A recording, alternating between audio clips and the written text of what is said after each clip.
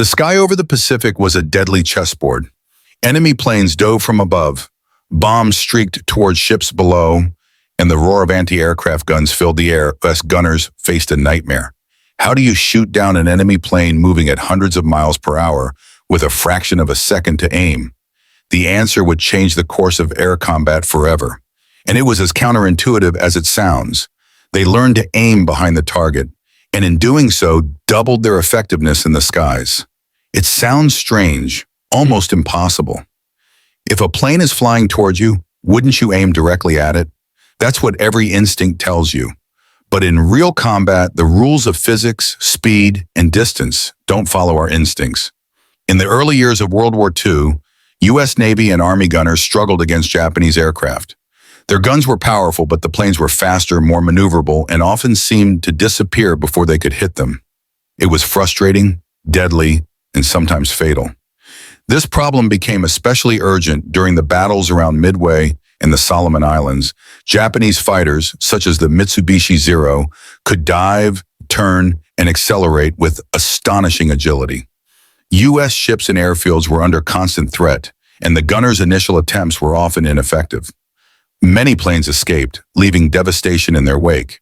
And worse, many gunners, despite their training, were missing their targets simply because they were aiming at the wrong place. The breakthrough came from careful observation and experimentation. Experienced gunners noticed a pattern. The planes weren't just moving toward them. They were flying through a three-dimensional space, and bullets took time to reach the target. The faster the plane, the further ahead you had to aim, or surprisingly, sometimes behind the plane, depending on the relative angles and speeds. This wasn't guesswork. It was math, physics, and sheer trial and error combined in the chaos of battle. One U.S. Navy instructor described it later. When you're on a ship under attack, everything happens in a flash. If you aim where you think the plane is, you're almost always too early or too late. You have to think in terms of where the target will be, and sometimes that means waiting for it to cross behind your sight. This counterintuitive approach seemed almost suicidal at first. Imagine holding a gun, waiting for the plane to pass a certain point, and only then firing. For a young gunner facing a 400-mile-per-hour Zero diving straight at him, that required nerve, confidence, and precise timing. But those who learned the technique soon discovered its deadly efficiency. Shots landed where they were supposed to, inside the fuselage or wings, rather than simply spraying into empty sky.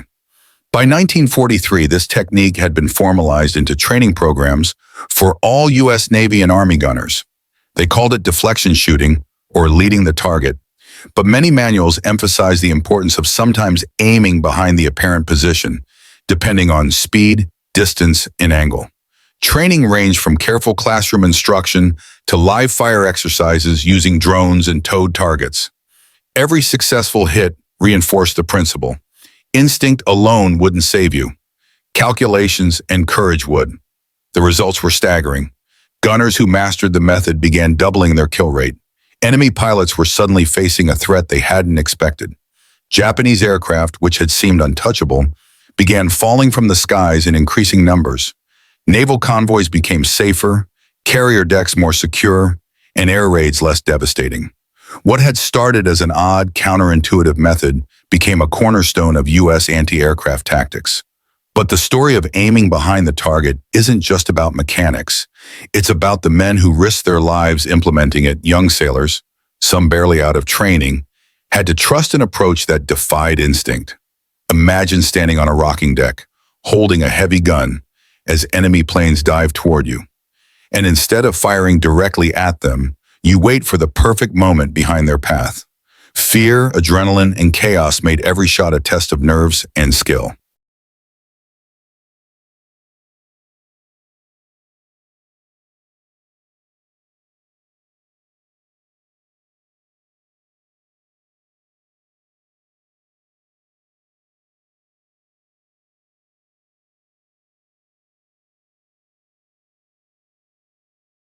These techniques were used across the Pacific, from the Solomon Islands to the Philippines, and even during the desperate defense of Okinawa anti-aircraft batteries, previously ineffective, became formidable.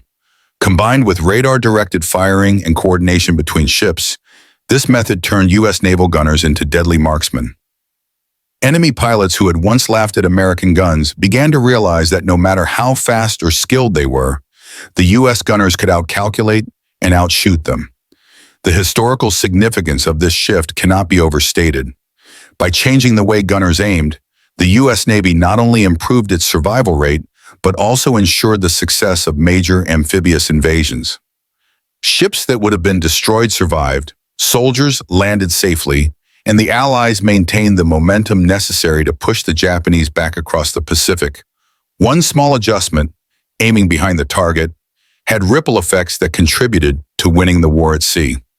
What made the tactic even more remarkable was its combination of science and intuition.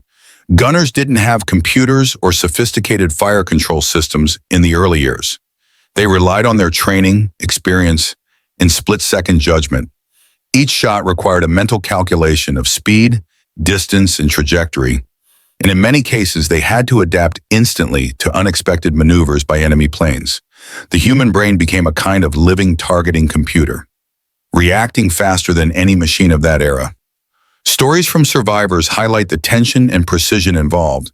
One gunner recalled a moment when a dive bomber streaked toward his ship at over 300 miles per hour. His instincts screamed to fire immediately, but his training told him to hold, to aim slightly behind the dive path. He squeezed the trigger at the right moment, and the plane exploded just feet above the deck. That single decision saved dozens of sailors and exemplified the effectiveness of this technique. The lessons from aiming behind the target continue to influence modern warfare. Today's fighter pilots, naval gunners, and even tank crews study historical examples of deflection shooting. The principle remains the same.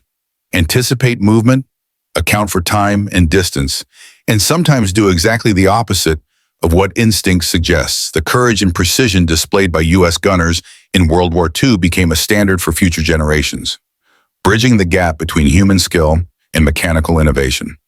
By the end of the war, countless planes had been shot down thanks to this approach. It wasn't just a trick, it was a revolution in anti-aircraft tactics, combined with radar, coordinated fire, and continuous innovation. Aiming behind the target turned the Pacific into a more lethal and effective battlefield for the Allies. In many ways, the story of this technique captures the essence of World War II at sea. Rapid adaptation, bravery under fire, and the ingenuity of ordinary men doing extraordinary things. What may have seemed like a small detail, adjusting the aim behind the plane, became a life-saving, war-changing method. And behind every successful hit were young gunners whose lives depended on split-second decisions and absolute trust in their training. By 1943, U.S. gunners had begun to fully implement the technique of aiming behind the target, and the results were astonishing. In the Solomon Islands during the fierce campaigns around Guadalcanal, ships that had previously been sitting ducks suddenly became lethal platforms. Japanese pilots, who had once breezed past American anti-aircraft fire, found themselves under a hailstorm of bullets that seemed impossibly precise. On one memorable night, a U.S. destroyer's gunners were facing a squadron of dive bombers targeting a critical supply convoy. Instead of firing directly at the planes as they dove, the gunners adjusted their aim to a calculated position slightly behind the path of the aircraft. Within seconds, bombs were knocked from enemy planes, engines caught fire, and two of the incoming aircraft spiraled into the sea. The commanding officer later described it as a miracle of training, timing, and nerve. Training was the key to this success. At gunnery schools across the United States, instructors emphasized the importance of understanding target motion. Gunners practiced with towed targets over water, learning how lead angles worked, the method, while simple in principle, required extraordinary discipline. A gunner could not hesitate, nor could he fire too early or too late. Calculating the precise moment to pull the trigger became almost second nature, but only after countless hours of training. Experienced gunners would often coach younger crew members in subtle timing adjustments, sharing insights from past encounters with Japanese aircraft. One of the most famous examples of this technique in action occurred during the Battle of the Philippine Sea in June 1944, famously dubbed the Great Marianas Turkey Shoot. American gunners, many employing the aim-behind method, shot down hundreds of Japanese planes with unprecedented efficiency. Enemy pilots, confident from years of early victories, were stunned to find that their evasive maneuvers no longer guaranteed safety. Ship after ship reported unprecedented success rates in downing attackers, and the Japanese Air Force suffered devastating losses. The method was not limited to surface ships alone. Army gunners on airfields also benefited. On remote Pacific islands, anti-aircraft batteries defending critical bases practiced aiming behind the target to counter Japanese strafing and bombing runs. Pilots flying defensive missions over naval convoys also adapted a similar principle, anticipating enemy maneuvers and leading shots rather than aiming directly at the moving aircraft. Across the theater, this approach became a core principle of U.S. anti-aircraft defense. Interestingly, the technique also fostered innovation in equipment design. Fire control systems were upgraded to help gunners calculate lead angles more accurately, incorporating rangefinders, mechanical computers, and eventually early radar systems. These improvements amplified the effectiveness of the aim-behind strategy, making gunners exponentially more lethal. Engineers even developed gunnery tables, charts that showed exactly how far behind a plane to aim based on its speed, distance, and direction. It was a combination of human skill and technological advancement that created deadly synergy. On the decks of battleships and destroyers, morale soared as gunners began to see consistent results. Soldiers who had felt helpless in the face of enemy attacks suddenly had control. Each successful shot reinforced the lesson. Discipline, timing, and calculation could triumph over instinct and fear. Sailors wrote letters home, describing the thrill of seeing enemy planes destroyed with pinpoint accuracy. They spoke of the pride in mastering a method that seemed unnatural at first, but proved to be life-saving. Not every encounter was smooth. Japanese pilots adapted, employing new maneuvers and attacking in unpredictable patterns to counter American gunners, but the U.S. crews were quick to adjust. They learned to vary their lead angles, coordinate crossfire, and use patterns of overlapping fire to maximize their chances. The cat-and-mouse game evolved rapidly, with each engagement teaching critical lessons that were immediately applied to the next. The cumulative effect of this technique was staggering. By the end of 1944, analysts estimated that U.S. gunners employing the aim-behind method were shooting down twice as many planes as they had before its widespread adoption. Convoys that might have suffered catastrophic losses in previous years emerged with minimal damage. Air superiority became achievable, and the strategic advantage shifted decisively toward the Allies. Beyond statistics, the human stories stood out. One gunner recalled firing at a plane diving toward his ship, deliberately waiting for the exact split-second moment behind the target. "I felt my heart pound," he said, "but I knew it had to be that timing or the plane would survive. When it went down, the relief and pride were indescribable." Stories like these were repeated across fleets, forming a collective memory of courage, precision, and skill under extreme pressure. The psychological impact on the enemy was equally profound. Japanese pilots reported being shot down in ways they couldn't comprehend. Experienced aces who had once laughed at American anti-aircraft fire now found themselves spiraling into the sea, victims of a system that outthought and outaimed them. The shock value alone affected enemy morale, making Japanese attacks more cautious and sometimes less effective simply because they feared the unexpected lethality of American gunners.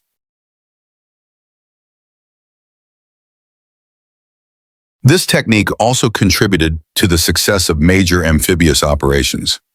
During invasions of islands like Iwo Jima and Okinawa, the protection provided by anti-aircraft gunners was crucial. Ships delivering troops and supplies were better defended, allowing forces to establish beachheads with fewer casualties. Every shot fired behind a target was, in effect, a life saved on the battlefield. By combining human intuition, careful observation, and systematic training, U.S. forces turned what was once a minor tactical adjustment into a cornerstone of naval and air defense strategy.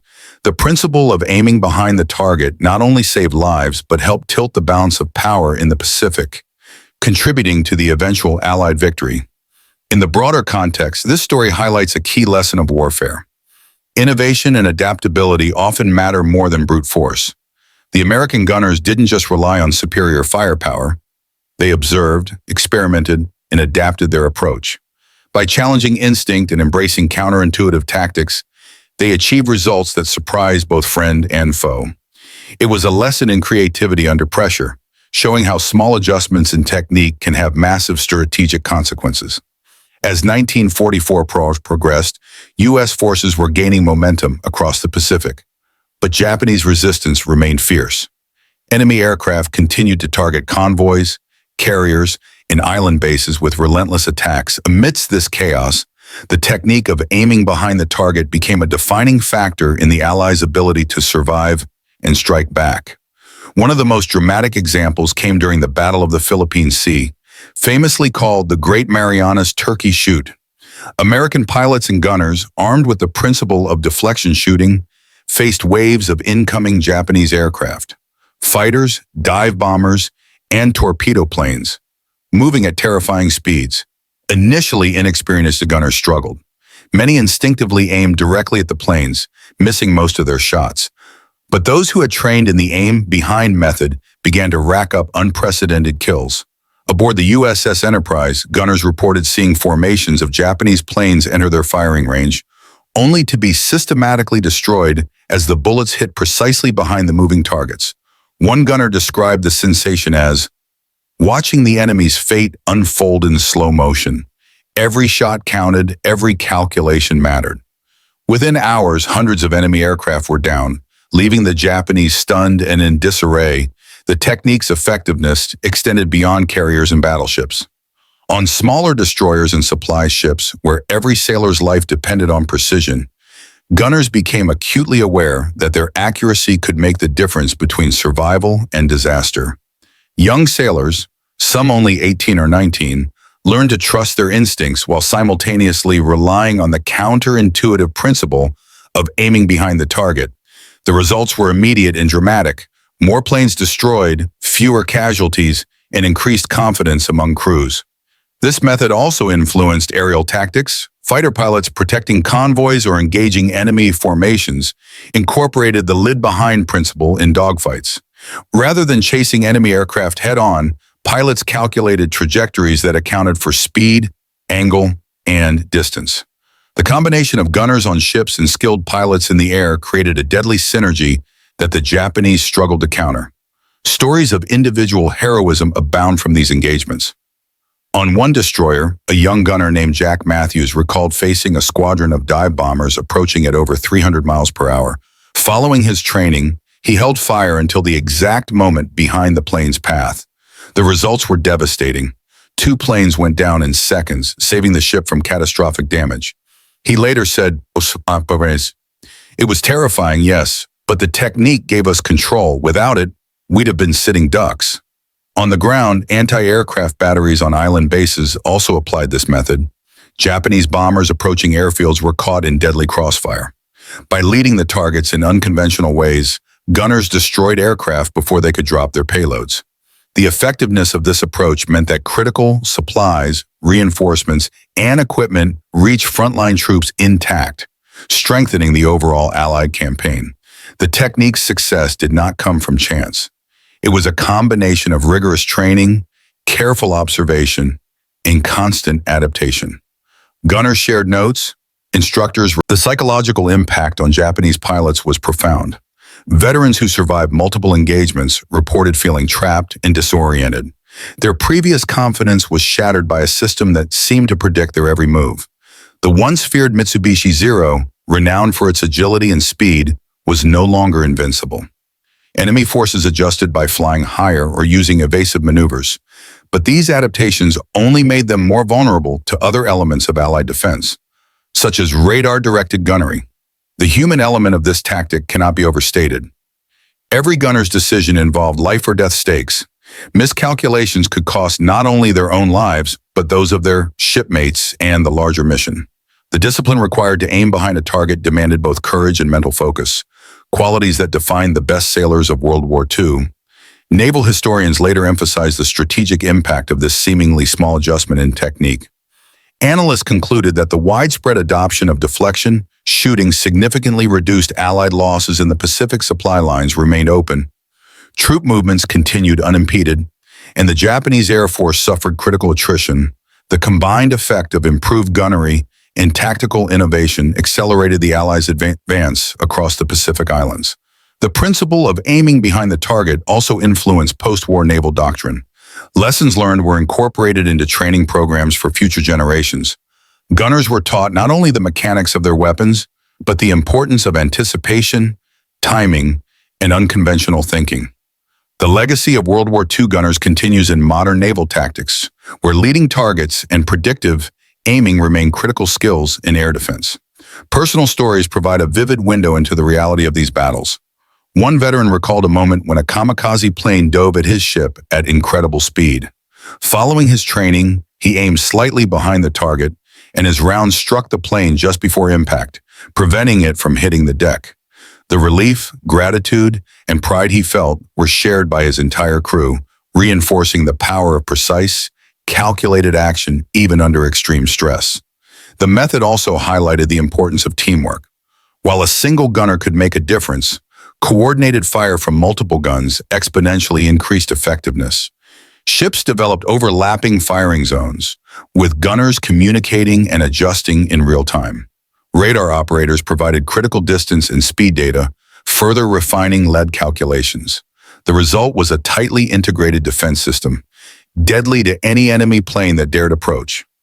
Even decades later, historians marvel at how such a simple adjustment, aiming behind the target, had a disproportionate effect on the outcome of battles. It demonstrates how human ingenuity, combined with courage and discipline, can overcome challenges that at first seem insurmountable. The technique wasn't just about shooting down planes. It was about giving sailors a fighting chance, saving lives, and turning the tide of war. By the end of 1944, U.S. gunners were no longer learning through trial and error in combat. They had mastered the art of deflection, shooting ships were safer, pilots were more effective, and the Japanese Air Force suffered devastating losses. The combination of training, tactics, and human bravery turned what once seemed an impossible challenge into a cornerstone of American naval success in the Pacific. By late 1944 and into 1945, the effectiveness of American gunners had fundamentally changed the landscape of naval and air warfare in the Pacific. What began as a counterintuitive tactic, aiming behind the target, had become a standard practice, saving countless lives and decisively shaping the outcome of multiple campaigns. Ships that once feared incoming aircraft now had a fighting chance. Gunners were no longer merely reacting. They were predicting, calculating, and taking control of the battlefield. One of the most remarkable aspects of this evolution was the human factor. Training and technique were vital, but the courage and determination of the gunners themselves turned theory into reality. Standing on the deck of a moving ship, with enemy planes diving at hundreds of miles per hour, required nerves of steel. Gunners had to trust their training and defy instinct. Each decision to aim behind a plane involved a split-second calculation that could mean life or death. And yet, over and over, they executed it with precision, turning the tide of battle in favor of the Allies.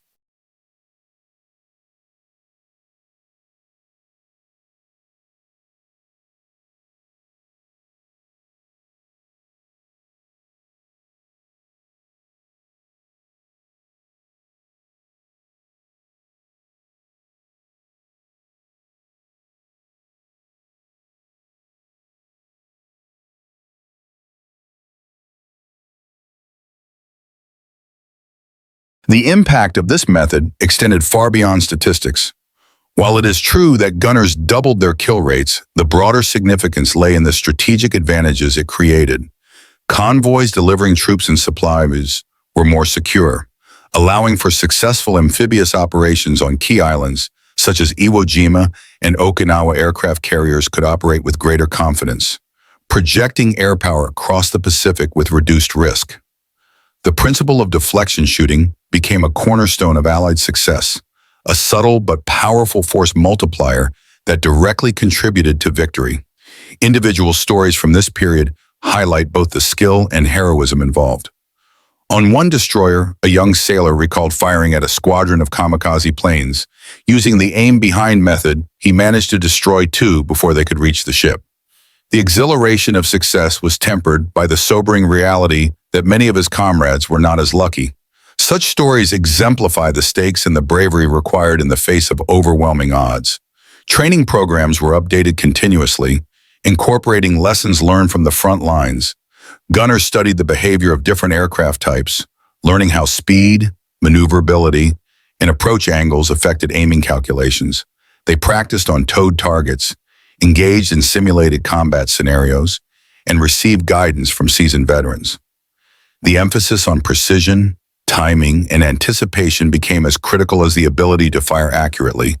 Technology also evolved in tandem with tactics. Fire control systems, rangefinders, and early radar units enhanced the gunner's ability to track targets and predict movement. While human skill remained central, these technological aids magnified the effectiveness of the aim-behind technique. Ships became coordinated defensive networks, with gunners, radar operators, and officers working in harmony to protect both vessels and personnel. The psychological effect on Japanese pilots cannot be overstated. Once confident in their ability to evade American fire, they now faced an enemy that seemed to anticipate their every move. Aircraft that had once survived numerous engagements were now falling with alarming regularity. This contributed to declining morale and an erosion of combat effectiveness, further tipping the balance of power in the Pacific toward the Allies. The legacy of this tactic extends well beyond World War II. In modern naval and aerial warfare, leading a target remains a fundamental principle. Advanced fire control systems and guided missiles may have changed the tools of combat, but the underlying concept, anticipate movement, account for speed and trajectory, and sometimes aim contrary to instinct, is unchanged. Every modern gunner, pilot, or drone operator owes a debt to the ingenuity and courage of the sailors and airmen who first perfected it under fire. Moreover, the story of aiming behind the target highlights a timeless lesson about human adaptability. Faced with an overwhelming challenge, U.S. gunners didn't panic or rely solely on brute force. They observed, experimented, learned from mistakes, and applied counterintuitive thinking. They combined science, mathematics, and courage in ways that turned a dangerous situation into a strategic advantage. This mindset, innovation under pressure, remains relevant in military and civilian contexts alike. The technique also underscores the importance of teamwork. Success wasn't just about individual skill, it required coordination across ships and units. Gunners communicated with one another, shared information about enemy movements, and adjusted their calculations in real time. Radar operators provided crucial data on speed and distance, while commanding officers coordinated firing patterns. This integration of human skill, technology, and leadership created a system that was far greater than the sum of its parts. For the men who served, the lessons were personal as well as professional.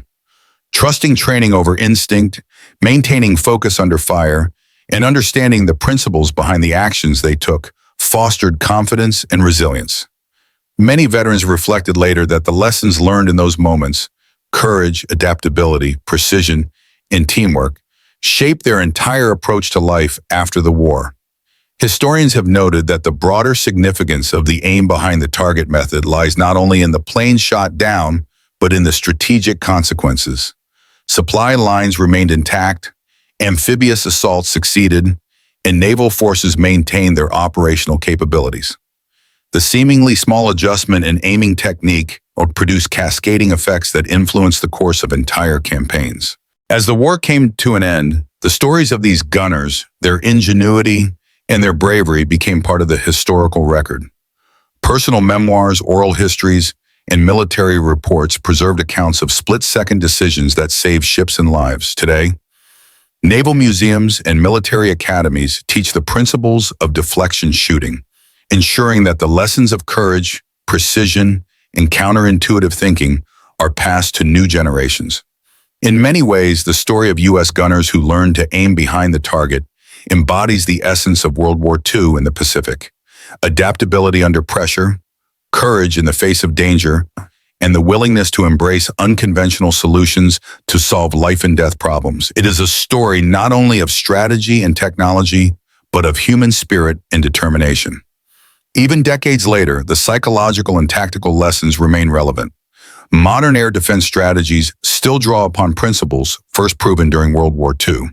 The courage, discipline, and precision of those gunners continue to inspire military personnel and civilians alike. Their legacy is a testament to the power of observation, innovation, and the human capacity to overcome seemingly impossible challenges. In the end, the story of aiming behind the target is more than a technical adjustment. It is a story of human ingenuity, bravery, and determination. It demonstrates how ordinary individuals, through careful training, trust in principles, and extraordinary courage, can achieve extraordinary results. The double kill rate, the preserved convoys, and the lives saved are proof that innovation, when combined with skill and courage, can change the course of history. For future generations, the lesson is clear. Never underestimate the power of observation, experimentation, and courage.